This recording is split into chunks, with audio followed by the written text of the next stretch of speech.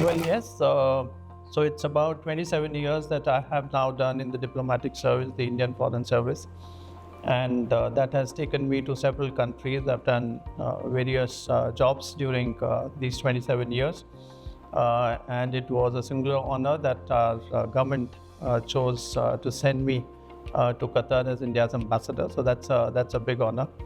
Of course, I knew a little bit about Qatar before coming here.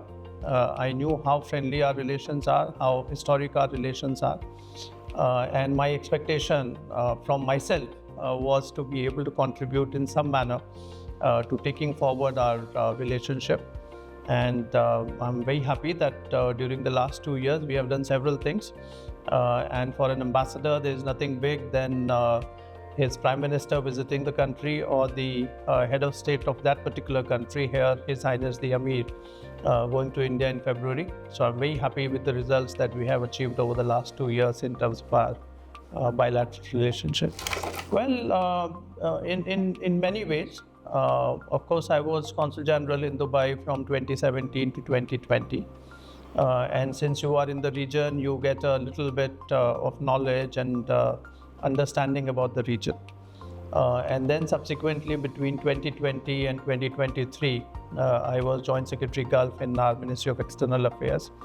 And at that time, I was looking after our relationship with 8 countries, one of which was Qatar, of course.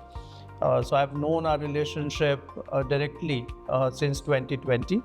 And when you are working as Joint Secretary in the ministry, you of course go into historical records and whatever has been happening in the relationship. And also in the region, because I was looking at 8 countries, 6 of them being GCC plus Yemen and Iraq. So I think that gave me a good solid grounding in terms of understanding about the region and the various aspects of our relationship with Qatar.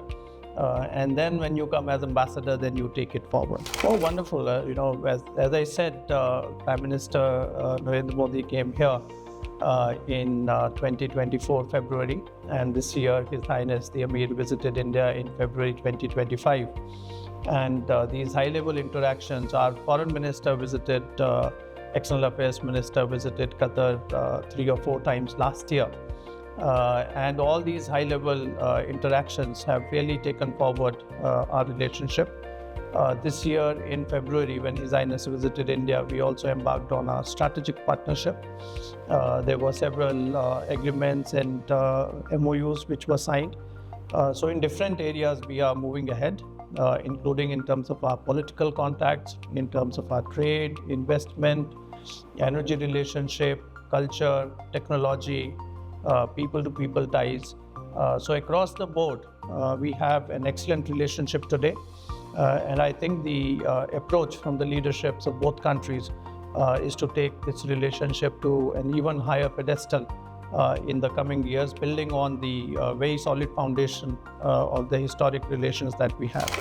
Well, I think both tangibly and intangibly, since I have a background in technology, I went to IIT Delhi.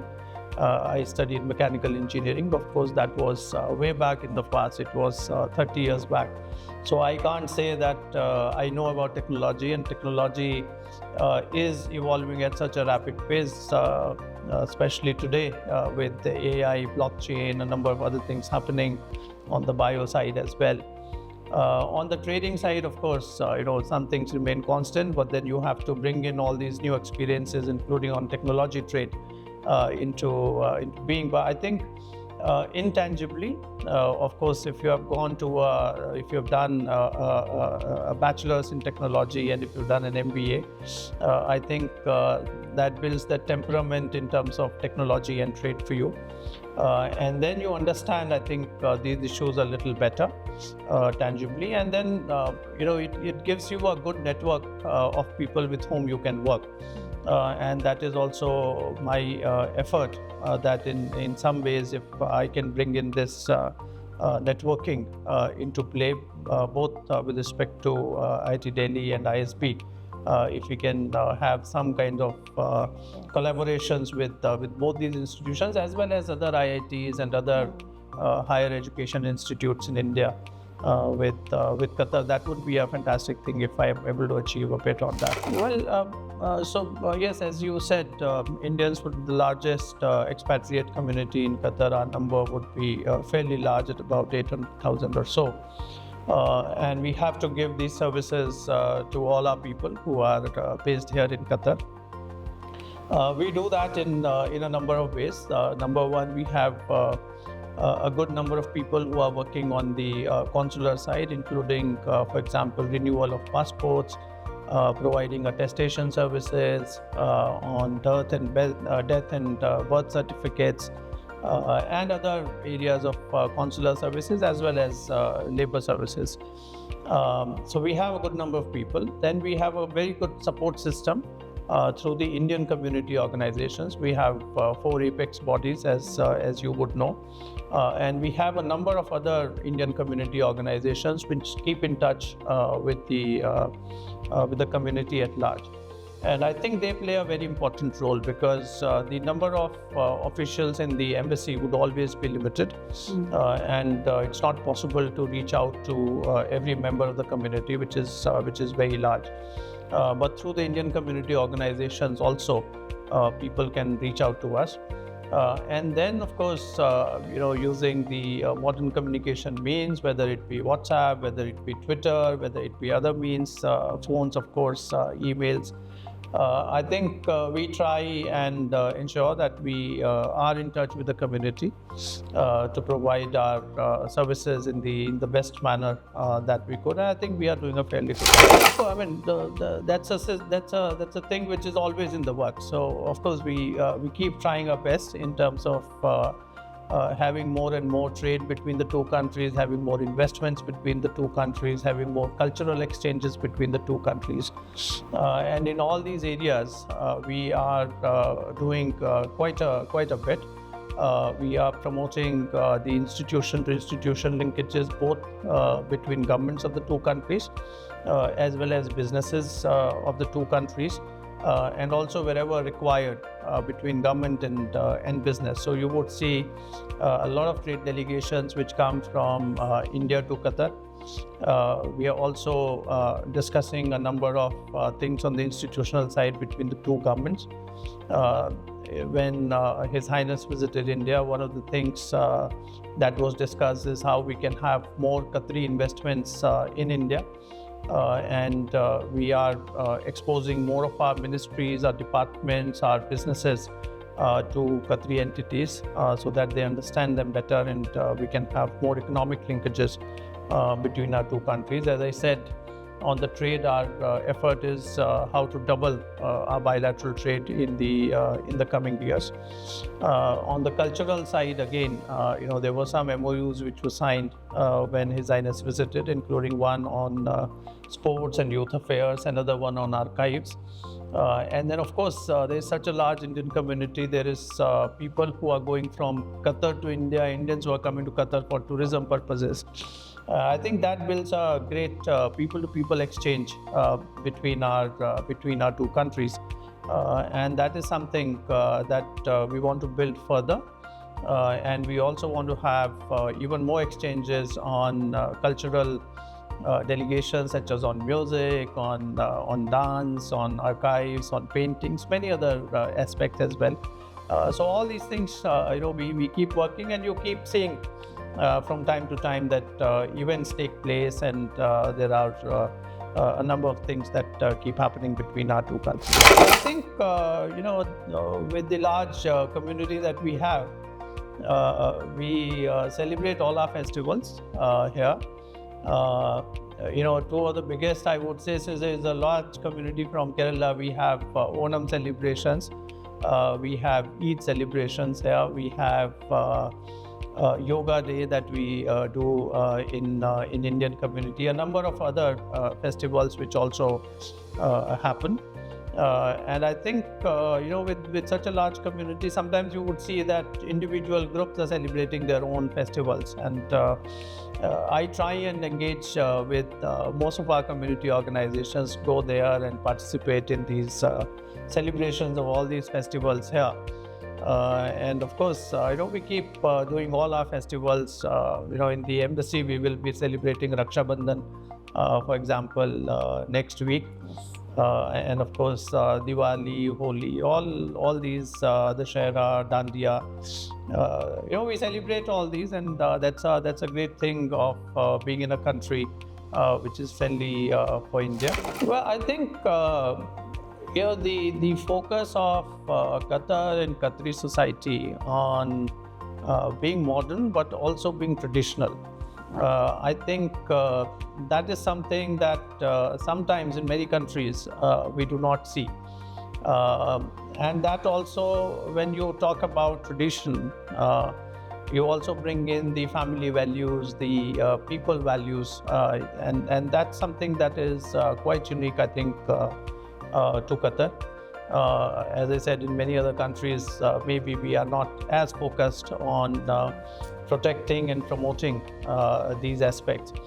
And in some ways, it also connects very well with India, because in India also, you have both these existing together.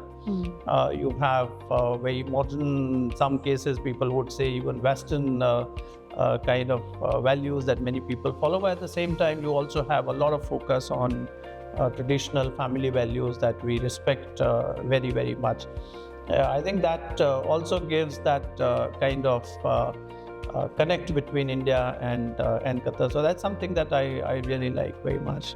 Oh yes, so as I said, during the visit of His Highness to India in February this year, we signed an MOU on how we can engage more on youth affairs and sports, and I think that is very important. We already see, given the large presence of Indian community here, that we engage in a number of sports. Qatar, of course, has emerged as a great international sporting hub. So I feel very happy. For example, during my tenure itself, in the last 2 years, we have had 2 Diamond Leagues in which Neeraj Chopra, the world champion javelin thrower, has come here. We of course had the Indian football team participating in the Asian Football Championship in February last year. We have had a number of Indian chess players who had come for an event here. We had the TT team which participated in one of the events about 2-3 months back. So we do see a number of Indian athletes coming here. And I think both our countries can work together even more in terms of promoting sporting exchanges between our two countries. In particular, I would say that Qatar has such great facilities in terms of sports that those facilities can also be utilized by a lot of people, including the Indian community. And I was very happy to learn that one of our young Indians was selected for the Qatari football team, the youth football team. So these are exchanges that I think keep happening organically, but I think governments will also promote it even. Well, I can't believe that a Qatari has not had an Indian food ever in life, because one of the staples for almost all our Qatari friends is biryani. So everyone has had biryani, which traces its roots to India. And I think everyone knows about roti, chapati, about karak, and many other aspects of Indian food. But I think Qataris like biryani. So if, God forbid, there is someone who has not tasted Indian food, I would ask him or her to at least taste biryani #1, which all the Qataris know very well. All right, yes, I mean, this is the Independence Day. It's a national day for India. And I think our forefathers, our leaders of the freedom struggle, they devoted their lives to get independence for India in 1947. So I think on Independence Day, we all Indians have to remember their sacrifices, the way they fought for India's independence. We also have to remember all the people who have contributed to making India what it is today, a great nation which is all moving forward on its path to development, to becoming Viksit Bharat, as Prime Minister Shri Narendra Modi says, by 2047. So I think we have to remember all these sacrifices, including of our soldiers who protect our country's boundaries. And we all have to commit ourselves to take India forward. As I said, Prime Minister has given the call for making India Viksit Bharat by 2047. I think we should also see, we should all see on Independence Day as to how we can contribute it, and also how we can contribute to contributing even more on building up the India-Qatar friendly relations.